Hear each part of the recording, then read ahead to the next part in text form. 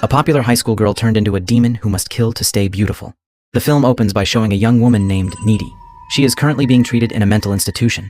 It is never clearly explained what led to Needy being placed there, but she suddenly attacks a nurse and causes a disturbance, which results in her being locked in solitary confinement. Personally, I think they're trying to wear us out. Just one toasting, huh? I recommend more complex carbohydrates. I recommend you shut the fuck up! It is there that Needy begins telling the story of how her life ended up like this. The story then flashes back to 2 months earlier at a high school in a small town called Devil's Kettle, a town known for its strange waterfall with a mysterious whirlpool hole whose endpoint even scientists have never been able to determine. At school, Needy is portrayed as an awkward, nerdy, and quiet student. She is best friends with Jennifer, the most beautiful, popular, and attention-grabbing girl in school, and it is known that they have been friends since childhood. Although many people wonder why they are still friends despite their striking differences, Needy and Jennifer remain inseparable. There's Jennifer. We were tight. Sisters, practically. Jennifer would associate with a dork like me. What? She's my best friend. One day, Jennifer invites Needy to watch an indie band called Low Shoulder perform. Jennifer openly admits that she is interested in Nikolai, the band's lead vocalist, and plans to approach him that night. Not wanting to let her best friend go alone, Needy cancels her plans with her boyfriend, Chip. You want to stop? Low Shoulder playing at Melody Lane. And the lead singer's extra salty. Tonight, I promised Chip that I would hang out with him. Come on, Needy. Boo, cross out Needy. What time is the show? We'll pick you up at 8:30. That evening, Chip accompanies Needy as they wait for Jennifer to pick her up. Needy and Jennifer are extremely close, almost as if they share a strong psychic bond. This is shown when Needy somehow senses that Jennifer has arrived at her house before actually seeing her. And Jennifer also seems aware that Needy is upstairs with her boyfriend. Chip openly admits that he does not like Jennifer because of the way she speaks harshly and often belittles Needy. Jennifer's here. You always do what Jennifer tells you to do. You guys don't have anything in common. Let's go to the club. Melody Lane is not a club. Stop kidnapping my girlfriend. When they arrive at the bar where the band is performing, Jennifer immediately draws the attention of many men. As the most beautiful girl in that small town, countless guys want to date her, but Jennifer never entertains their advances. There, Jennifer and Needy briefly talk about an awkward exchange student named Ahmed who looks out of place at the bar. Not long after, the main act finally arrives. Jennifer's attention immediately locks onto Nikolai, the handsome lead singer of Low Shoulder. Without hesitation, she shyly introduces herself and offers to buy him a drink. It's amazing. Jennifer, check. And this is my friend. Nikolai, this is, Can I buy you a drink? Sure. I'll be right back. While Jennifer goes to get the drinks, Needy accidentally overhears Nikolai talking to his bandmates. In a chilling tone, he speculates that Jennifer might still be a virgin. Feeling uncomfortable with what she hears, Needy confronts Nikolai and tells him to stay away from Jennifer. She also warns Jennifer about how Nikolai was speaking about her disrespectfully. However, Jennifer brushes it off and casually states that she is definitely not a virgin. Their conversation is cut short when Low Shoulder begins performing. Suddenly, the building catches fire in the middle of the show. Strangely, the band continues playing as if nothing is happening. While the crowd panics and desperately tries to escape, Needy manages to help a traumatized Jennifer out through a bathroom window and attempts to calm her down.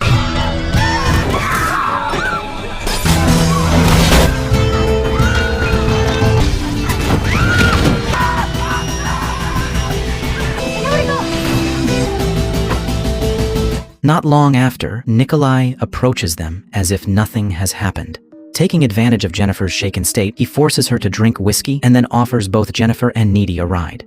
Jennifer immediately agrees to go with Nikolai, and he quickly pulls her into his van. Needy can only stand there in silence, watching Jennifer being taken away by a stranger. You shocked? What's the matter? Jennifer, I want to go to your really cool band. Needy, stop it! Just shut up. She begs Jennifer not to go with them, but Jennifer refuses to listen. That night, Needy returns home in a panic and immediately calls Chip. She tells him about all the horrifying things she witnessed, about people burning alive and her best friend getting into a van with strangers. Chip, who has never liked Jennifer, tells Needy not to think too much about it. Not long after, Needy hears the doorbell ring. She goes downstairs to open the door, but no one is there. As she turns to head back upstairs, she hears a noise coming from the kitchen. She walks in to check the source of the sound and suddenly finds Jennifer standing there.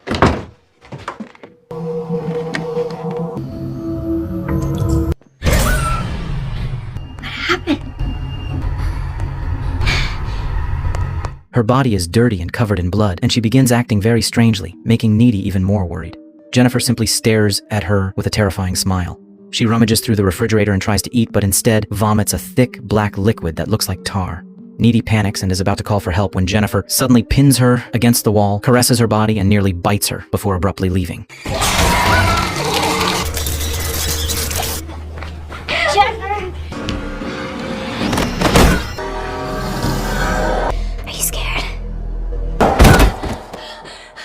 The next day, the school is in chaos as everyone talks about the bar fire that claimed many lives. Several of their classmates have died in the tragedy. In the middle of the tense atmosphere, Needy seems distracted, still haunted by the events of the previous night. Meanwhile, Jennifer shows up acting completely normal, and even more disturbingly, she shows no concern at all over the deaths of people they knew.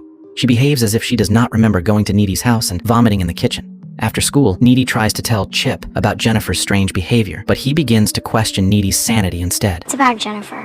What? She looked like she had been beaten up. But she probably just inhaled a whole bunch of smoke or something. Chip, I don't tell whoppers and I'm not crazy. At the same time, Jennifer approaches Jonas, a student who is still grieving the death of his best friend in the fire. Before the tragedy, Jonas's friend had briefly spoken with Jennifer. Jennifer uses this to manipulate Jonas, telling him that his friend would have wanted to see him date her.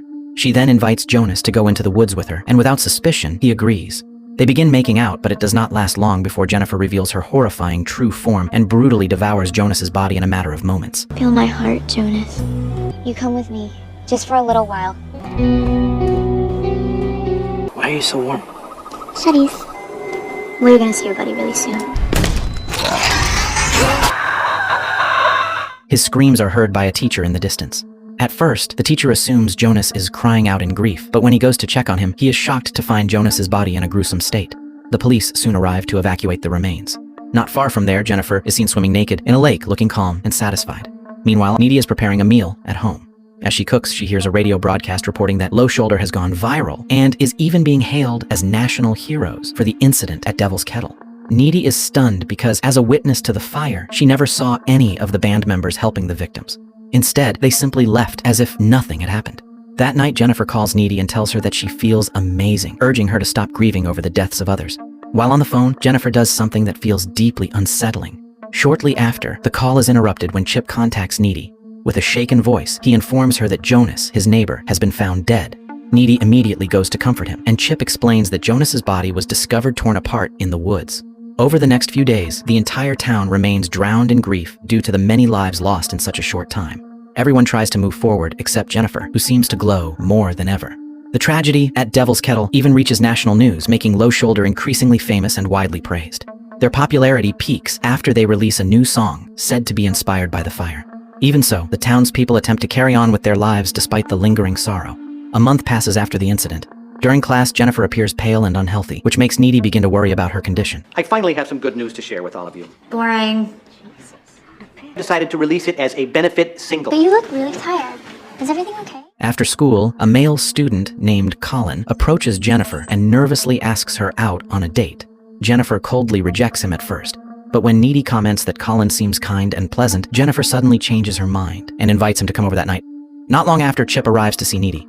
On impulse, Needy kisses him because she is afraid Jennifer might try to seduce her boyfriend. That night, Needy and Chip decide to take their relationship further for the first time. At the same time, the innocent Colin arrives at the address Jennifer sent him, only to find the house empty and abandoned. Curious, he goes inside and upstairs, where he sees Jennifer staring at him with a terrifying expression, making him realize that it is not her home. Jennifer briefly seduces him, but the atmosphere suddenly turns dark. Colin panics as his arm is twisted until it is injured, and just as she did with Jonas, Jennifer brutally attacks him and devours his body. You made it. This isn't really your house, is it? No, baby.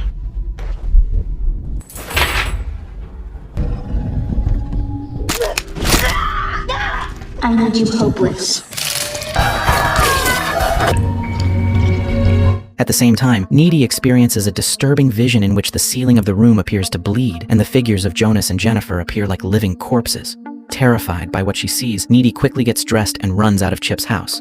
On the road, she suddenly sees Jennifer covered in blood and instinctively swerves the steering wheel. Unable to believe her eyes, Needy stops the car for a moment to look back, but out of nowhere, Jennifer leaps onto the windshield with a feral expression, causing Needy to drive away in fear. She returns home devastated and in tears, questioning her own sanity.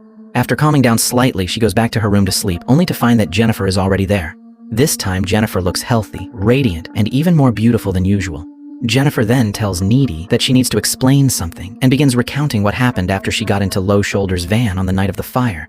As the van drove into the woods, Jennifer became frightened. At first, she thought the band members were going to assault her, so in an attempt to protect herself, she pretended to be an inexperienced virgin. However, the van stopped near the Devil's Kettle waterfall, where they dragged her out and tied her up as a sacrifice in a satanic ritual meant to grant them fame. It is revealed that the band members are devil worshippers willing to sacrifice human lives. Despite Jennifer's desperate pleas, Nikolai stabbed her repeatedly with a knife until she died, then threw the knife into the waterfall and left her body behind. Where are we going? Yes, I'm a virgin. Where are you going, huh? We come here tonight to sacrifice the body. We deliver this virgin unto thee. Please don't do this. I'll do anything.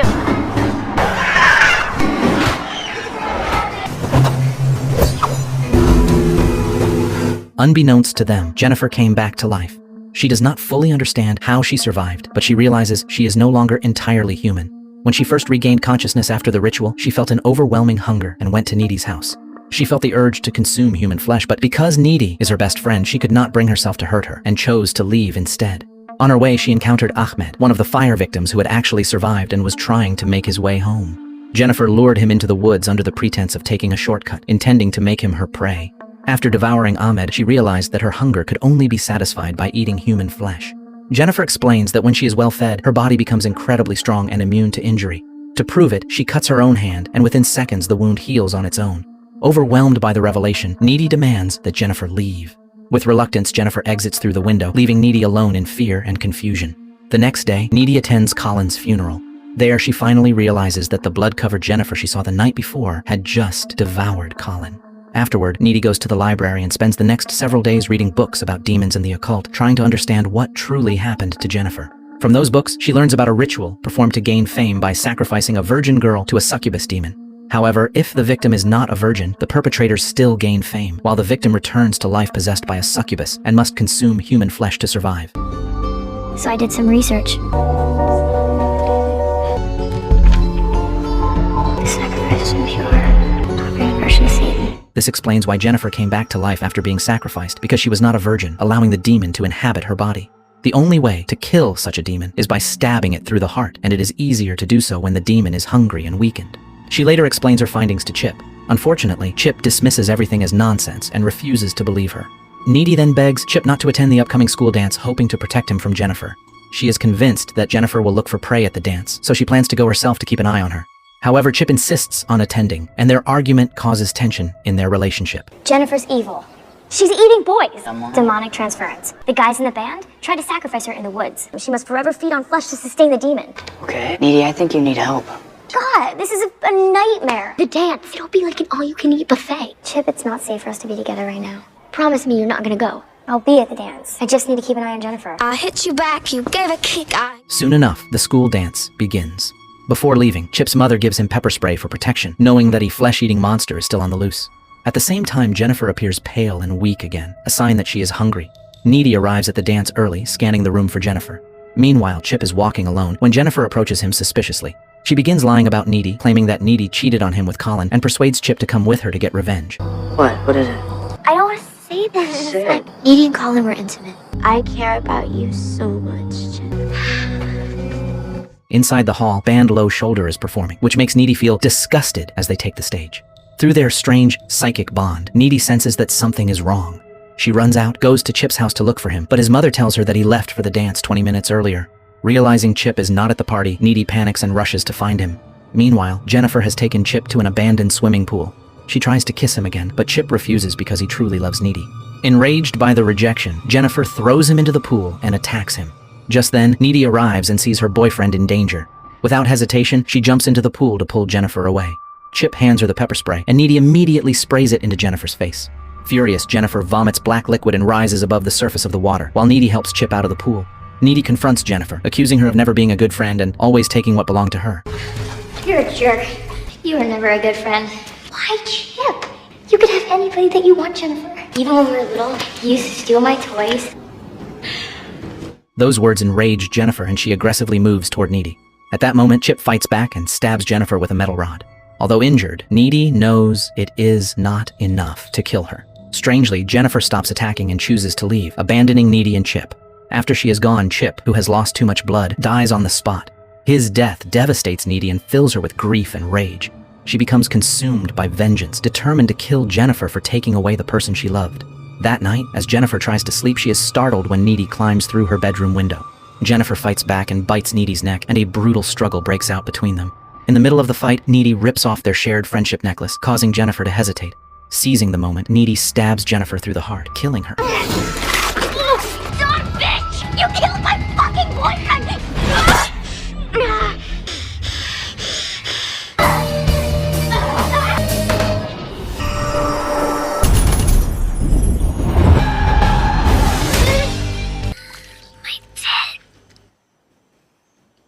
From the beginning, Jennifer never truly intended to hurt Needy because of their deep bond, which is why she does not use her full strength against her. When Needy tears off the necklace, Jennifer feels hurt and distracted, and that brief vulnerability ultimately leads to her death at Needy's hands. Hearing the commotion, Jennifer's mother rushes to her bedroom and is horrified to find her only daughter dead at the hands of her own best friend. From that moment on, Needy is arrested and placed in a mental institution. The story then returns to the present, where Needy is still being held in solitary confinement at the facility. Because she was bitten by Jennifer, Needy has inherited demonic powers. She no longer needs to wear glasses, and since she is still human, she does not have to consume human flesh to survive. Using the powers she gained from Jennifer, Needy easily escapes from the institution. During her escape, she retrieves the knife that Nikolai once used to kill Jennifer and makes her way to a Low Shoulder concert by hitching a ride with a stranger. After the concert ends, it is revealed that all members of Low Shoulder are found dead that same night, strongly implying that Needy is responsible, and that is where the story ends.